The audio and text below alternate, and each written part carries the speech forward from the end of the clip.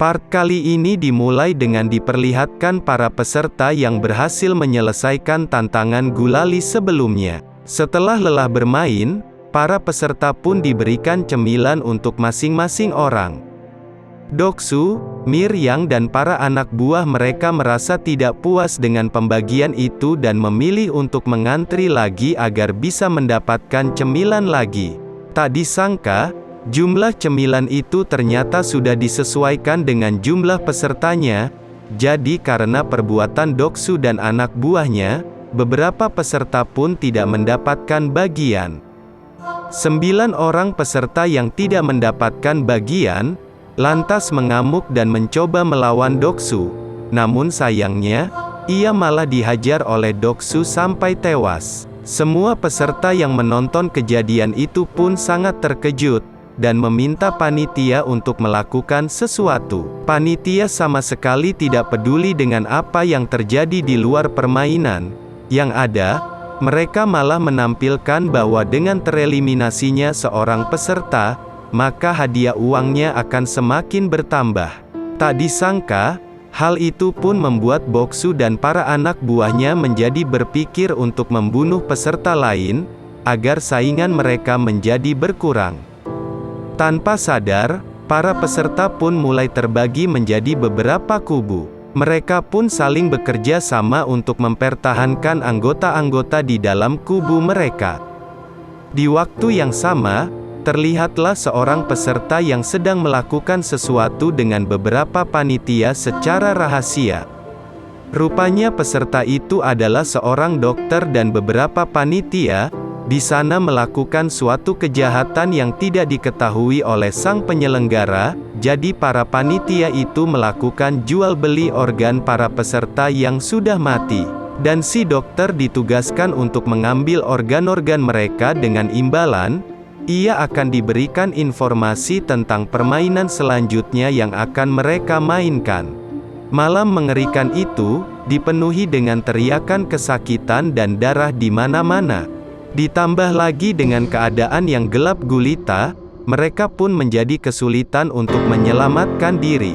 Dan Jihun, Sanwoo dan Ali pun langsung bergerak untuk menyelamatkan Kak Ilham, namun mereka tak bisa menemukan kakek Inam di kasurnya. Ternyata, kakek Inam sudah lebih dulu menyelamatkan diri dengan pergi ke tempat yang paling atas dari posisinya itu. Ia berteriak meminta para peserta untuk berhenti saling membunuh satu sama lain. Di saat itulah para panitia pun datang dan mengamankan situasi. Ruangan itu terlihat sangat berantakan dengan mayat yang berserakan. Mayat-mayat itu kemudian dibersihkan dan dipindahkan oleh panitia tersebut. Singkat cerita, keesokan harinya mereka pun dikumpulkan kembali untuk mengikuti permainan selanjutnya. Kali ini mereka diminta untuk membuat tim yang berisikan 10 orang. Si dokter yang sudah mengetahui permainan pun sengaja memilih Doksu dan anak buahnya sebagai timnya. Karena permainan yang akan mereka mainkan adalah tarik tambang, sementara Jihon dan peserta lain yang tidak tahu apapun memilih teman-teman terdekat mereka dengan rendam. Bahkan tim Jihun dipenuhi oleh 3 wanita dan 1 kakek. Alhasil, tim itu pun menjadi sasaran empuk bagi tim lainnya. Tarik tambang yang akan mereka mainkan bukankah tarik tambang biasanya? Mereka akan bertanding di atas ketinggian, sehingga salah satu tim yang kalah pastinya akan jatuh dan tewas.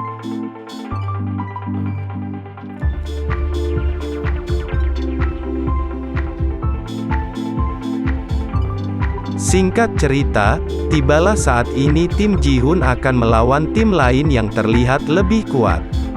Sejak awal Sangwoo merasa sudah putus asa melihat semua anggota-anggota di timnya.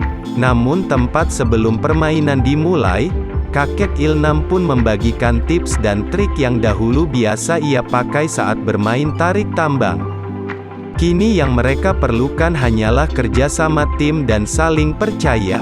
Pada awalnya, trik kaki Ilnam pun berhasil mereka lakukan.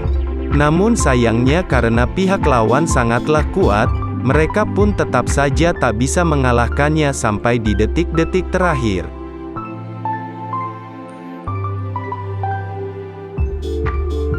Sang Wu pun memimpin para anggota tim untuk melakukan langkah berani. Ia menyuruh mereka semua untuk maju 3 langkah.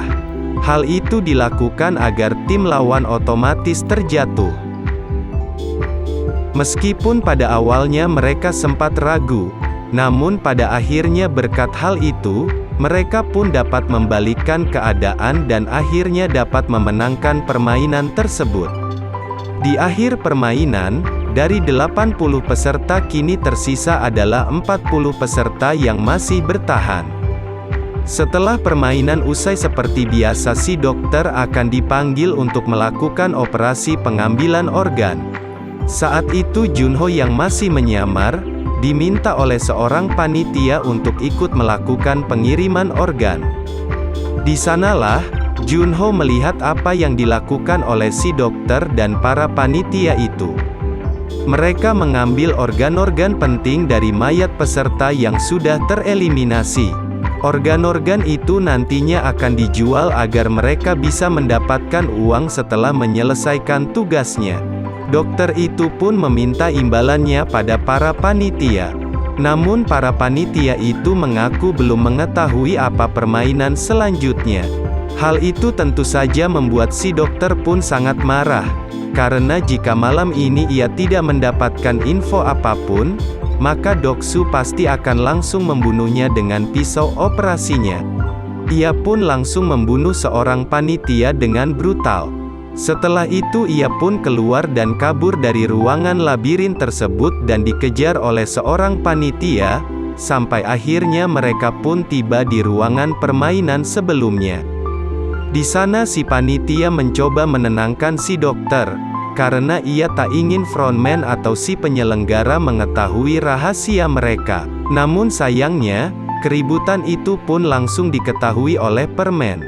Tak ingin membuang waktu, ia pun langsung membunuh si panitia itu dan juga si dokter frontman sebenarnya tidak peduli dengan kejahatan yang mereka lakukan di belakangnya. Namun dalam permainan itu, ia sangat menjunjung tinggi kesetaraan.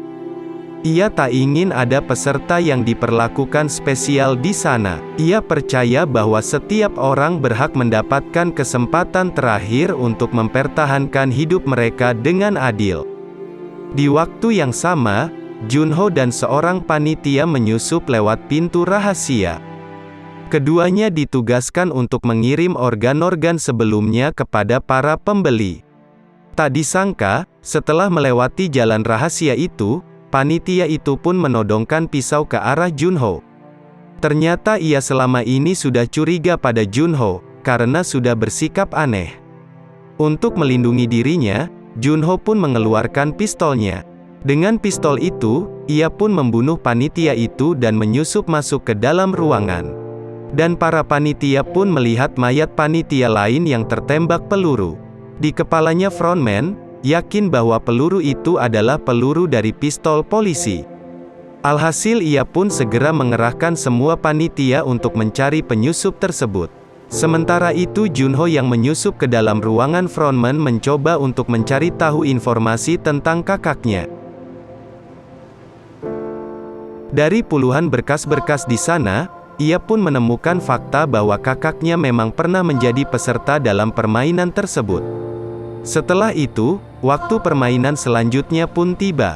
Dalam perjalanan menuju ke ruangan permainan, mereka pun diperlihatkan mayat di dokter dan mayat panitia-panitia yang lain. Mereka secara resmi meminta maaf, sekaligus mengingatkan bahwa hal itu akan terjadi pada mereka jika mereka berbuat curang. Pada permainan kali ini, mereka diminta untuk berpasangan 2 orang. Karena jumlah peserta saat ini 39, itu artinya akan ada 1 orang yang tidak memiliki pasangan. Saat itu, tidak ada satupun peserta yang mau berpasangan dengan kakek Inam. Mereka takut jika di permainan kali ini akan membutuhkan kekuatan. Karena merasa kasihan, Bihun pun memutuskan untuk berpasangan dengan kakek Inam. Pada akhir pemilihan pasangan, tersisalah Mirong yang tidak mendapatkan pasangan. Karena hal itu ia pun dibawa oleh para panitia ke ruangan lainnya. Di ruangan permainan, masing-masing peserta diberikan satu kantong yang berisi 10 kelereng. Dalam waktu 30 menit, peserta yang mendapatkan 20 kelereng di akhir permainan akan dinyatakan menang. Itu artinya mereka harus bersaing melawan pasangan mereka sendiri. Ji-hun yang berpasangan dengan kakek Ilham berusaha menyadarkannya. Karena saat itu penyakit kaki Ilham sedang kambuh, sehingga ia pun tidak peduli dengan permainan dan berkeliling di sekitar arena. Hal itu tentu membuat Ji-hun panik, dan terpaksa membentak kakek Ilham. Dengan begitu Kak Ilham pun sadar dan mau bermain dengannya. Mereka memutuskan untuk bermain tebak-tebakan. Mereka hanya perlu menebak jumlah kelereng di tangan lawan, apakah ganjil atau genap. Tak disangka, Ilham ternyata menembak dengan benar yang membuatnya menang banyak. Hal itu pun membuat Ji-hun semakin panik. Sementara Sang-woo yang berpasangan dengan Ali memutuskan untuk bermain secara adil. Dalam permainan itu, Ali pun menang dan mendapatkan kelereng yang cukup banyak. Ali merasa bersalah, dan tidak tega pada Sang-woo. Namun mau tidak mau salah satu dari mereka pasti akan mati. Sang-woo yang sudah kalah memutuskan untuk memanfaatkan kepolosan Ali dan menipunya. Ia mengambil semua kelereng Ali dan menukarnya dengan batu.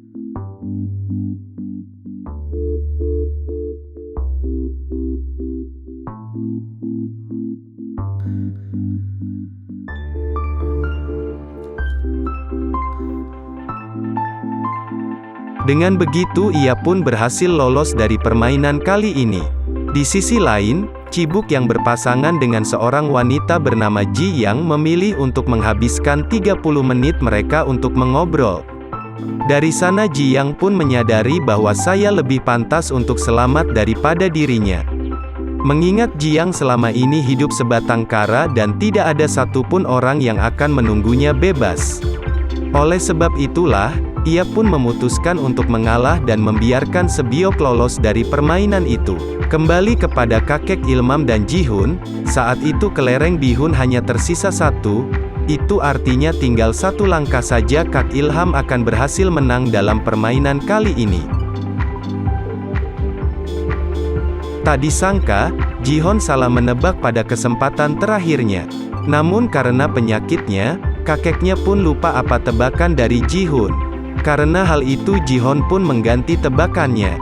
Sehingga ia pun berhasil menang. Hal itu terus dilakukan oleh Ji-hun agar bisa membalikan keadaan. Sampai akhirnya kelereng kakek Ilham pun hanya tersisa satu. Saat itu kakek Ilham pun menyarankan agar mereka bermain satu ronde lagi, namun harus mempertaruhkan semuanya. Yang mendengar hal itu merasa tidak adil, karena ia memiliki 19 kelereng, sementara kakek Ilham hanya memiliki satu kelereng. Mendengar hal itu kakek Yuna pun berkata, bahwa selama permainan tadi, ia tahu bahwa dirinya telah dibodohi oleh Ji-hun. Namun ia sengaja membiarkan Ji-hun melakukan hal itu. Ji-hun yang mendengar hal itu pun merasa sedih, dan bersalah. Kakek Ilham pun meraih tangan Ji-hun dan memberikan satu kelereng terakhirnya pada Ji-hun. Kemudian kakek Ilham pun berterima kasih kepada Ji-hun yang sudah merawatnya selama ia berada di sana. Dan berkat Ji-hun juga kakek Ilham merasa bahagia di sisa-sisa terakhir hidupnya. Tepat setelah mengatakan hal itu, waktu pun habis. Kakek Ilham, Ali dan yang lainnya pun dinyatakan tereliminasi dan ditembak hingga tewas. Sekian dulu cerita part kali ini. Jika kalian suka dengan video ini, jangan lupa di like dan subscribe channel Story Movie.